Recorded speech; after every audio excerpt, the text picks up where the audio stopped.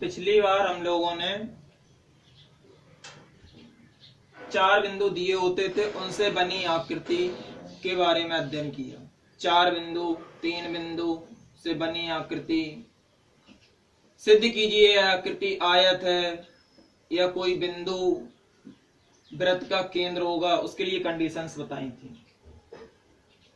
तो इस बार हम अध्ययन करेंगे अंतःविभाजन, बाह्य विभाजन, केंद्रक और मध्य बिंदु। 4 चीजें। नंबर 1 अंतःविभाजन, अंतःविभाजन।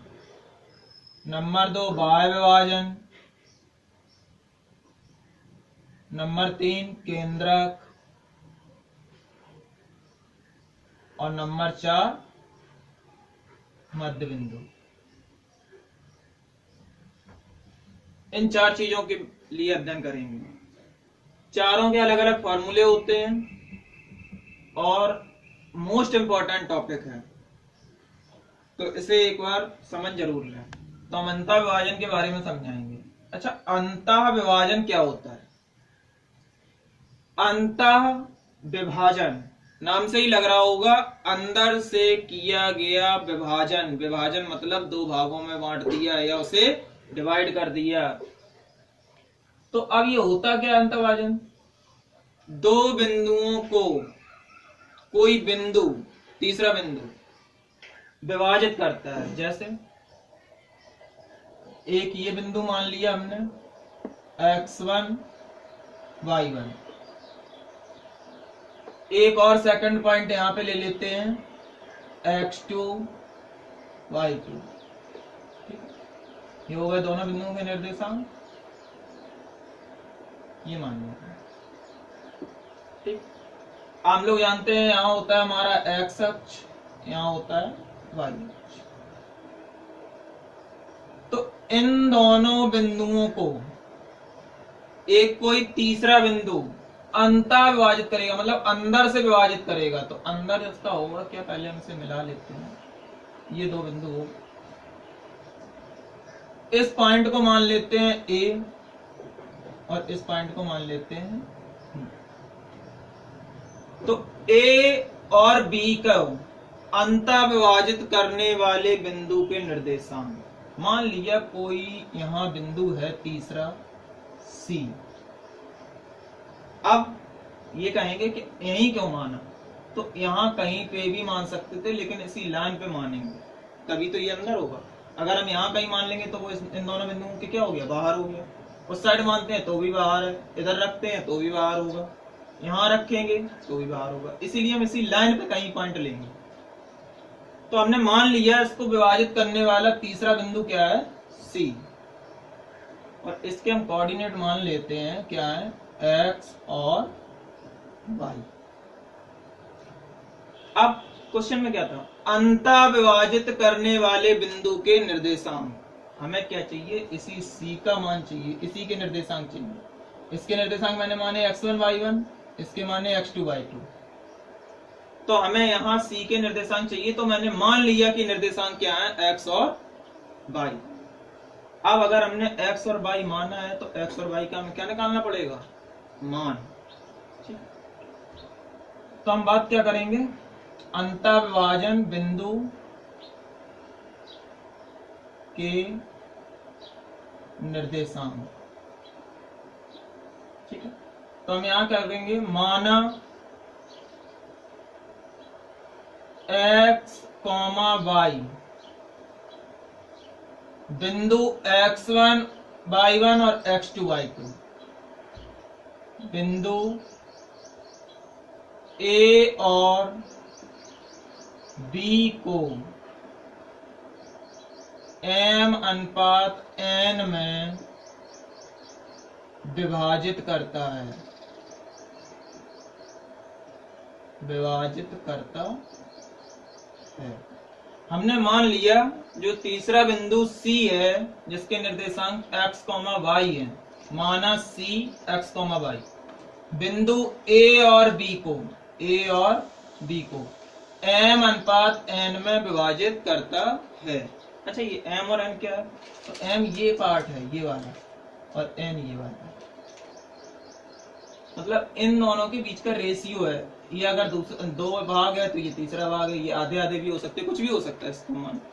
तो हमने मान लिया जो c है वो a और b को m अनुपात n में विभाजित करता है, ठीक है।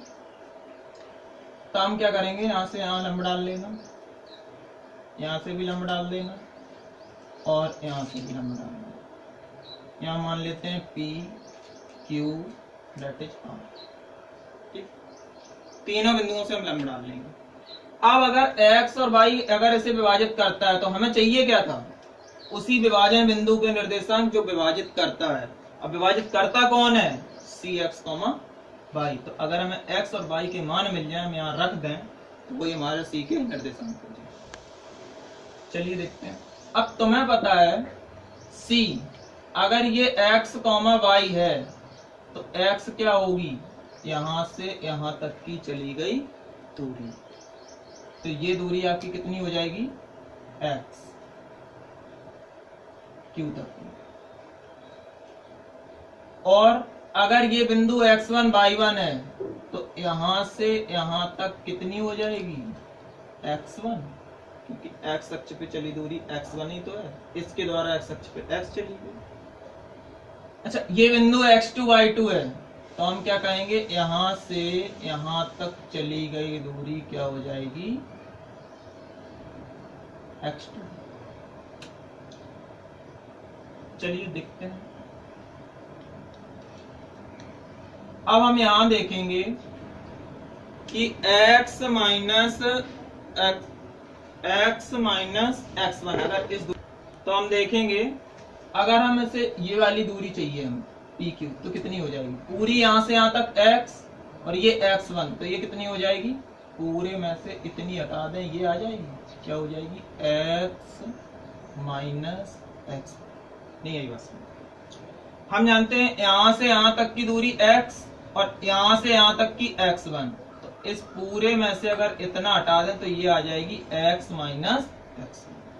अब अगर ये कोई संख्या होती तो हम सीधे कह देते 5 माइनस 4 बराबर 1, लेकिन संख्या नहीं है, चर पद है।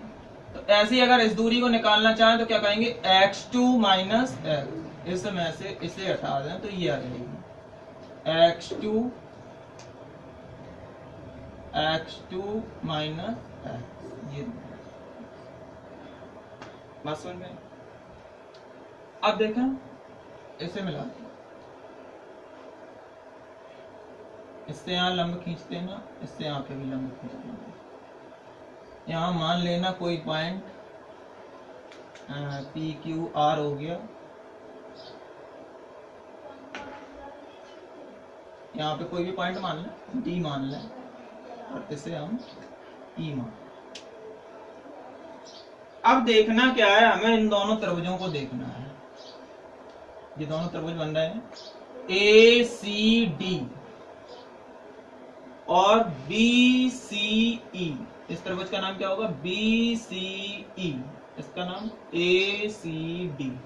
इन दोनों त्रिभुज को देखिए तो हम कहेंगे त्रिभुज ACD और त्रिभुज BCE समरूप है। आप देख सकते हैं दोनों समान रूप के लग रहे हैं, क्योंकि हमने यहां से यहां लंब डाला तो ये 90 और यहां से यहां लंब डाला तो ये वाला 90। तो हम देख सकते हैं कि ये दोनों त्रिभुज कैसे हैं, तो हम यहाँ देख सकते हैं कि ये दोनों त्रिभुज कैसे हैं, समरूप हैं। कौन कौन सा, एक तो ये वाला, दूसरा ये वाला। अब अगर ये दोनों त्रिभुज समरूप हैं तो संगत भुजाएं कैसी होंगी, अनुपात में। अनुपात में कैसे होंगी, अनुपात का मतलब क्या होता है, बटे में दोनों का लिखते हैं तो बराबर होना चाहिए। तो इसकी वजह AD और CE संगत है, तो हम कह सकते हैं AD बटे CE बराबर, दूसरी ये वाली भी होंगी और तीसरी ये वाली भी होंगी, लेकिन तुम लेके चलोगे AC और BC, AC बटे BC। अब तुम ये कहोगे कि इनको क्यों नहीं लिया। देखो तुम देख सकते हो, तुम्हें यहाँ वैल्यू जो पता है, एक तो ये वाली पता है, AD का मान पता है, सी का मान पता है, जितनी ये होगी उतनी एडी होगी, जितनी क्यू आर होगी उतनी सीई होगी। तो ये दोनों हमें पता है इसलिए हमने ये दोनों ली। अब ये लेना किस रेशियो में, अगर इसकी लेते हैं एडी तो इसकी कौन सी लेनी पड़ेगी, सीई, तो एडी बटे सीई। ऐसे ही जब हम बात करेंगे इनके लिए सीडी और बीई के लिए, तो सीडी और बीई को नहीं लेना क्योंकि वैल्यू उसकी हमें अभी पता नहीं है। तो हम ऐसे लेके चलेंगे एसी और बीसी, ये एम है और ये वाली एम है। अच्छा, अगर इसकी तुमने एडी ऊपर लिखी तो इसी त्रिभुज की तुम एसी ऊपर लिखोगे, इसलिए हमने लिखी। ऊपर तुमने जिस त्रिभुज की लिखी एडी लिखी इसकी, तो ऊपर यहां भी क्या रहेगी, एसी की रहेगी एसी। फिर यहां अगर तुमने सीई लिखी तो इसी त्रिभुज की यहां भी नीचे क्या रहेगी, बीसी। दोनों के मान रख दो। एडी का मान x minus x1 upon CE का मान x2 minus x equal AC का मान m और BC का मान n। बस फिर ये गुणा करा देंगे। जब गुणा कराएंगे तो ये आ जाएगा mx2 माइनस m का x में कराओगे तो mx, n का x में nx और n का x1 में nx1, ये आ जाएगा। अब हम क्या करते हैं, यहाँ पे x वाले टर्म एक साइड कर लेते हैं। x वाले टर्म कौन कौन से हैं, क्योंकि हमें यहाँ देखो मान किसका चाहिए था, x का और y का। तो जब x का मान चाहिए तो x वाले टर्म एक साइड करो। तो एक तो ये है x वाला टर्म और दूसरा ये है, इन दोनों में x नहीं है, तो इन दोनों को हमें एक साइड करना है। चलिए देखते हैं, माइनस का mx, इस nx को इस साइड लाएंगे, माइनस की nx इक्वल, अब यहां क्या रह जाएगा, माइनस का nx1, और इसे हम क्या करते हैं उस साइड ले जाएं तो माइनस का mx2। नहीं है बस, हमने यहां x वाले टर्म हमारे पास ये दोनों थे, तो हमने पहले लिखा माइनस का mx। अब इस nx को हम इस साइड लाएं तो माइनस की हो जाएगी क्योंकि यहां प्लस की है, ये अपनी जगह पे है। इसे हम उस साइड ले जाएंगे तो माइनस का हो जाएगा। अब माइनस देख सकते हैं दोनों में कॉमन है, कॉमन होके जब कैंसिल हो जाएगा तो यहाँ क्या बच जाएगा, यहाँ माइनस कॉमन कर लें, आ जाएगा mx प्लस nx, माइनस निकालिएगा दोनों इक्वल, माइनस यहाँ कॉमन कर लें nx1 प्लस mx2, माइनस से minus.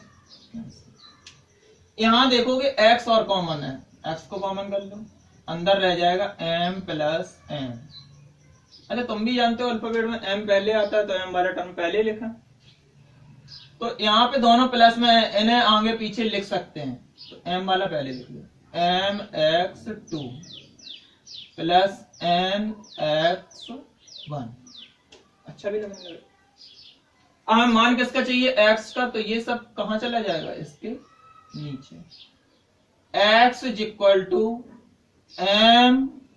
mx2 plus nx1 upon m plus n। नहीं आई बात, नहीं, ये आ गया x का। तो जब हमने x का मान निकाला तो हमने देखा mx2 nx1 और नीचे m प्लस n, ये आया था। अब y का हम इतना सारा करके नहीं दिखाएंगे, y को हम इसी प्रकार लिख देंगे। इसी प्रकार y इक्वल क्या आ जाएगा, देखो m और n तो रहने ही है, तो mx2 आया था यहाँ, फिर ये वाली n इसके साथ nx1 आया और अपॉन में m प्लस n।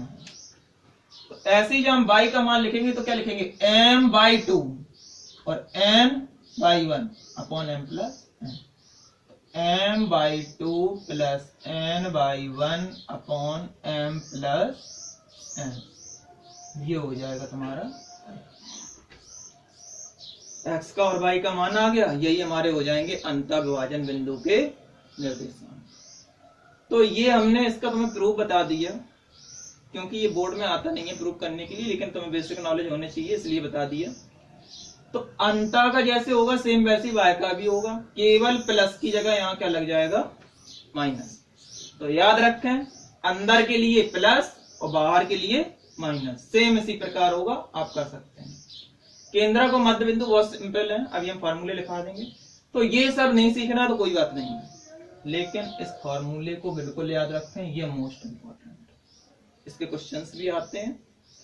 चलिए तो हम फॉर्मूले इसके आपको लिख के दे देंगे, तो फॉर्मूले याद रखें। हमने देखा अभी अंतःविभाजन के हमारे कितने आ गए, mx2 plus nx1 upon m plus n, ठीक है।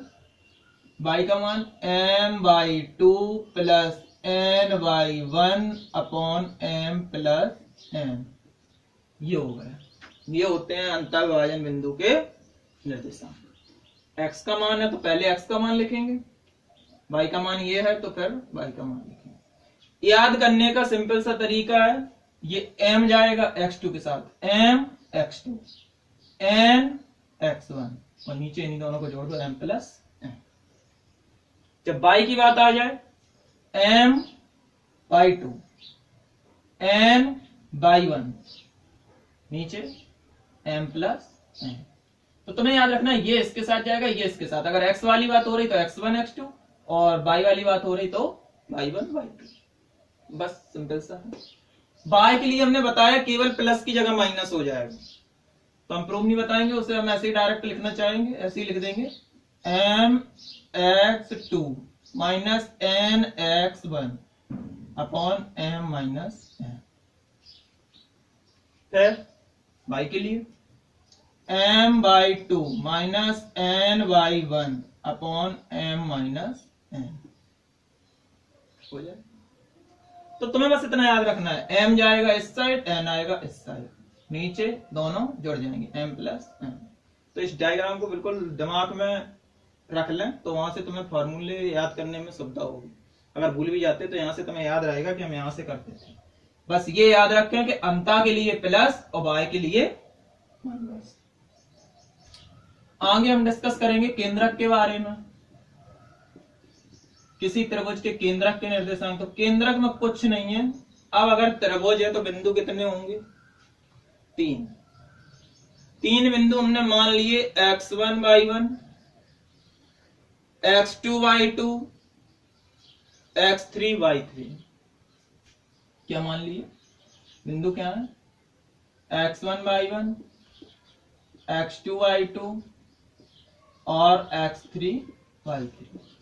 तो इसके जो केंद्रक के निर्देशांक क्या हो जाएंगे, पहले x x वाले जोड़ लेते हैं, मतलब x1 plus x2 plus x3, अब 3 है तो बटे 3, y1 plus y2 plus y3, अगर 3 है तो बटे 3। सिंपल से होता है। मध्य बिंदु के लिए, अब मध्य बिंदु क्या होता है, किन्हीं दो बिंदुओं का होता है। केंद्रक कैसे होता है, ये है 3 बिंदु, ये बन गया त्रिभुज। तो इसका जो केंद्रक होता है यहाँ बीच में होता है, तो इसके निर्देशांक होते हैं। अब अगर हम मध्य बिंदु की बात कर लें तो मध्य बिंदु क्या होता है, जो दो बिंदु होते हैं इनके बीच का बिंदु। अब बीच का बिंदु तो तुम पहले से 9th में पढ़ के आए हो, इसमें दो बिंदु होते हैं, तो x1y1 एंड x2y2, इनके मध्य बिंदु चाहिए, दोनों को जोड़ दो, x1 प्लस x2 बटे 2, y1 प्लस y2 बटे 2, हो गए मध्य बिंदु। क्योंकि x1 x2 दो ही तो हैं, तो बटे 2, यहाँ 3 थे तो बटे 3। तो ये तो तुम्हें आसानी से याद अभी हो गए होंगे, याद ये भी हो गए होंगे, केवल इन्हें थोड़ा सा याद रखें, घर पे एक बार पढ़ लें, क्वेश्चंस लगाएंगे तो वहां से याद हो जाएंगे। लेकिन ये मोस्ट इंपोर्टेंट पोर्शन है, 4 चीजें याद कर लें बिल्कुल। चलिए अब देखते हैं कि इसके क्वेश्चन क्या है। क्वेश्चन बहुत सिंपल से होते हैं, ठीक, इजीली कर सकते हैं आप लोग। चलिए देखते हैं क्या है क्वेश्चन में।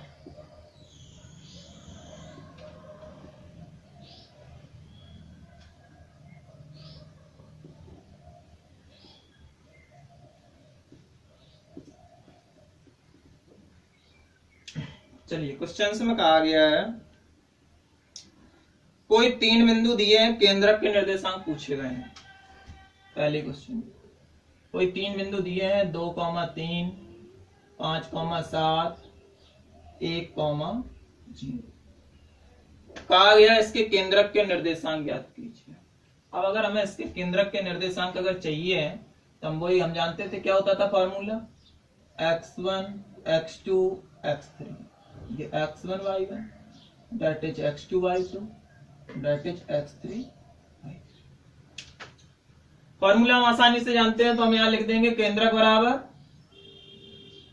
आगे आगे की जोड़ लो 2 + 5 + 1 x1 + x2 + x3 बटे 3 y1 y2 y3। तो क्या कहेंगे 3 + 7 + 0 बटे 3 हो जाएगा 5 2 7 और 1 8 बटे 3 7 3 10 बटे 3। ये आ जाएंगे आपके केंद्रक के निर्देशांक। आसान सा क्वेश्चन है, आप आसानी से कर पाएंगे, कोई दिक्कत नहीं। अगले में कहा गया है 2 बिंदुओं को मिलाने वाली रेखा के मध्य बिंदु के निर्देशांक। सपोज यहाँ ये 3 बिंदु दिए थे, आपको कितने दिए गए 2। कहा जाए इसके मध्य बिंदु, तुम जानते हो मध्य बिंदु में 2 ही होते थे, तो हम इसके मध्य बिंदु निकालने के लिए क्या करेंगे, मध्य बिंदु बराबर 2 को जोड़ दो बटे 2, 2 + 5 बटे 2, 3 + 7 बटे 2, 5 2 7 बटे 2 और 10 बटे 2। ये कितना हो जाएगा, काट दो इसे 3.5 इससे काट दो 5। ये आ जाएंगे तुम्हारे मध्य बिंदु के, आसानी से निकाल पाएंगे, कोई दिक्कत नहीं। नेक्स्ट में अभी मध्य बिंदु के निर्देशांक पूछे गए हैं। नेक्स्ट में कहा गया है उस बिंदु के निर्देशांक ज्ञात कीजिए जो 2 बिंदुओं को मिलाने वाली रेखा को कुछ अनुपात में विभाजित करता है। जैसे क्वेश्चन में कहा गया है कि 2 बिंदु है 2,3 5,4। कह रहा है उस बिंदु के निर्देशांक ज्ञात करें जो इन दोनों को मिलाने वाली रेखा को 1:2 में विभाजित करता है। हमने बताया था ये 2 बिंदु, पहला वाला होता है x1 y1, दूसरा होता है x2 y2, और जिस अनुपात में करे वो m और n। अब क्या कहा गया, अंतः विभाजित करता है, तो अंदर वाला फॉर्मूला लगा देंगे। तो तुम जानते थे अंतः विभाजन के लिए फॉर्मूला क्या होता था, mx2 + nx1 upon m + n। फिर क्या होता था my2 + ny1 upon m + n। यही तो होता था, मान रख दो। m का मान 1 गुणा x2 का मान 5 रख देंगे, n का मान 2 गुणा x1 का मान 2 बटे नीचे m और n रखना, मतलब 1 + 2।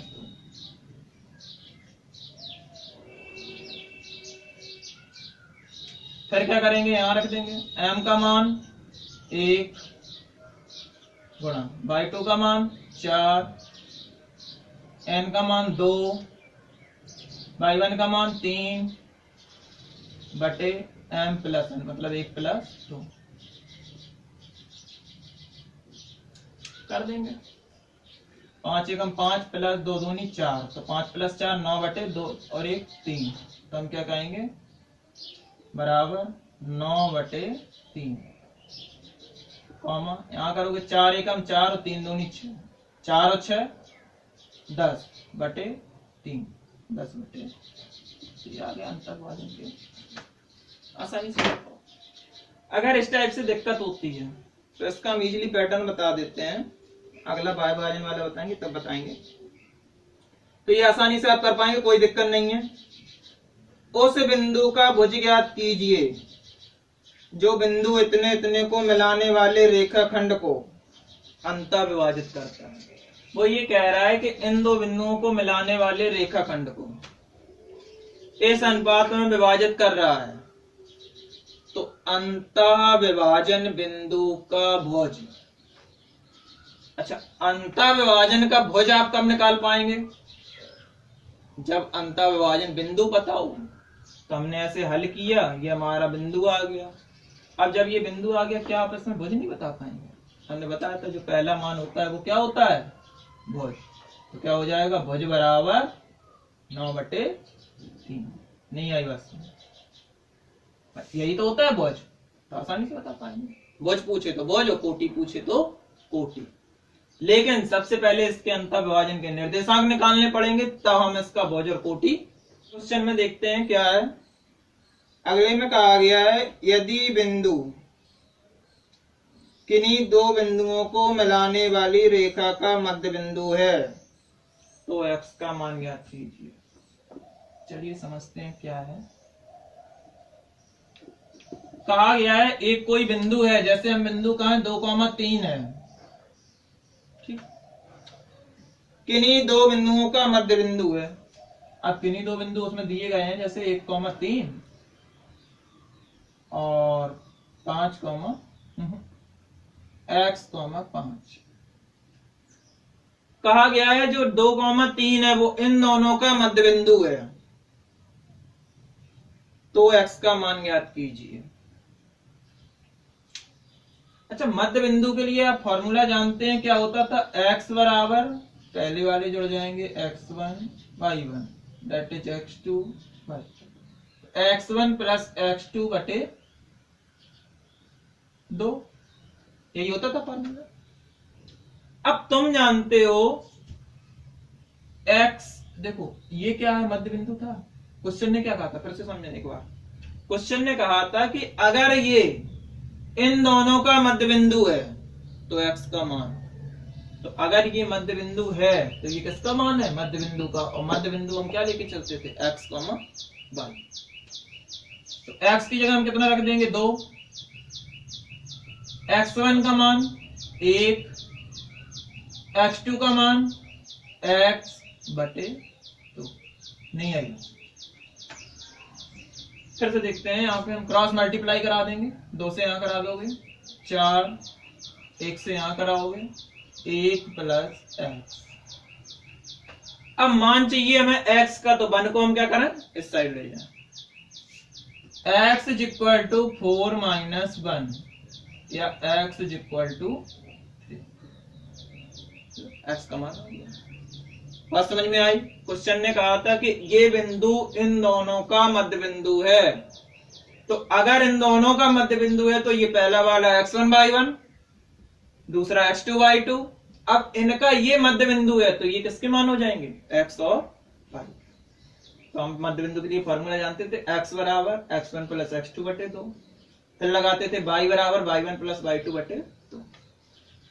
तो उसने कहा था x का मान ज्ञात कीजिए। अब जब x का मान तुम्हें यहीं मिल गया तो y का क्या करोगे? समझे?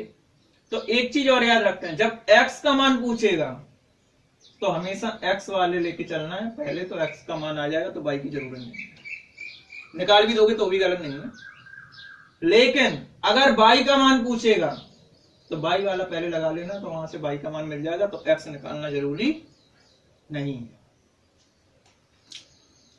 चलिए नेक्स्ट क्वेश्चन में बात करते हैं। लास्ट क्वेश्चन है, ध्यान से समझ लें और एक बार क्वेश्चन लगाने की कोशिश करें। नहीं आता है तो कमेंट सेक्शन में भी कमेंट कर सकते हैं और वैसे भी पूछ सकते हैं, व्हाट्सएप से भी कांटेक्ट कर सकते हैं। नेक्स्ट क्वेश्चन देखते हैं। वह अनुपात ज्ञात कीजिए जिसके लिए दो बिंदु दिए गए हैं, जैसे फॉर एग्जांपल ये कोई क्वेश्चन है 3,2 4,1। वह अनुपात ज्ञात कीजिए जिसमें इन दोनों बिंदु को मिलाने वाला रेखाखंड x अक्ष को काटता है। तो ये चीज तो तुम पहले से जानते हो, अगर x अक्ष को काटता है तो जो नया बिंदु आएगा उसमें y बराबर क्या होगा?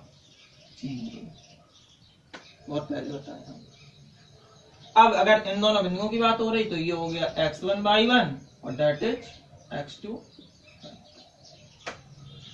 तो हमें चाहिए क्या है? अनुपात ज्ञात कीजिए। चाहिए क्या है? m अनुपात n। फिर से क्वेश्चन को समझिए। कहा है वह अनुपात ज्ञात कीजिए, मतलब m अनुपात m,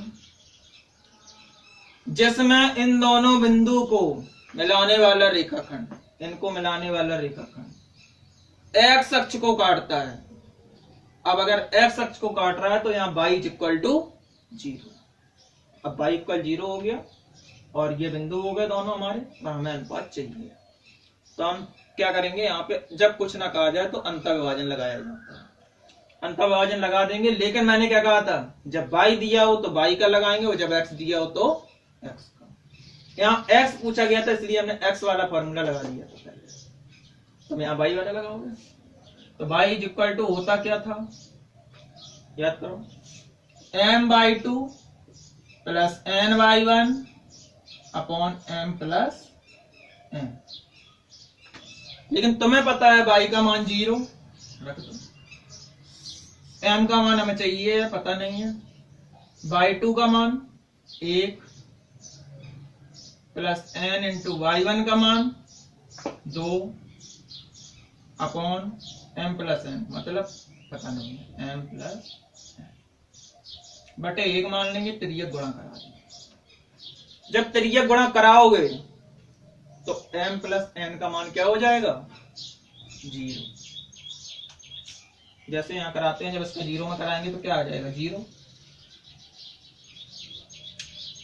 इनका कराओगे, 1 का इसमें कराओगे और m इंटू 1, m बराबर m प्लस 2 का n में कराओगे 2n।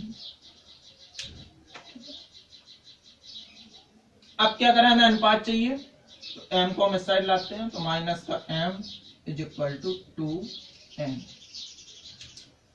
हम यहां देखेंगे n के साथ में 2 है लेकिन m के साथ में कुछ नहीं है। जब कुछ नहीं है तो हम गुणा में 1 मान सकते हैं, आसानी से मान सकते हैं। अनुपात चाहिए हो तो n को m के नीचे लाओ तो ये 1 इसके नीचे चला जाएगा। तो हम क्या कहेंगे, m बटे n बराबर 2 बटे माइनस 1। तो m अनुपात n बराबर 2 अनुपात माइनस 1। आसान सा क्वेश्चन कर पाओगे, कोई दिक्कत नहीं। बात समझ में आई? तो ये सारे क्वेश्चंस हो गए। एक बार वीडियो को ध्यान से देखें, पूरा वीडियो देखें, उसके बाद जो पीडीएफ में एक्सरसाइज दी गई है उसे आप हल करें। हमें पता है आसानी से आप लोग कर पाएंगे। फिर भी अगर किसी क्वेश्चन में समस्या रह जाती है तो आप कमेंट्स में भी कमेंट्स कर सकते हैं, व्हाट्सएप से भी कांटेक्ट कर सकते हैं। मैंने नंबर यूट्यूब पे भी दे दिया है और पीडीएफ में भी प्रोवाइड कर दूंगा, तो व्हाट्सएप नंबर पे आप कांटेक्ट कर सकते हैं।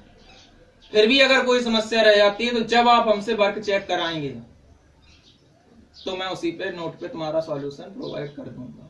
ठीक है, चैनल को सब्सक्राइब कर लें जिससे वीडियो मिलते रहे। Okay, thank you.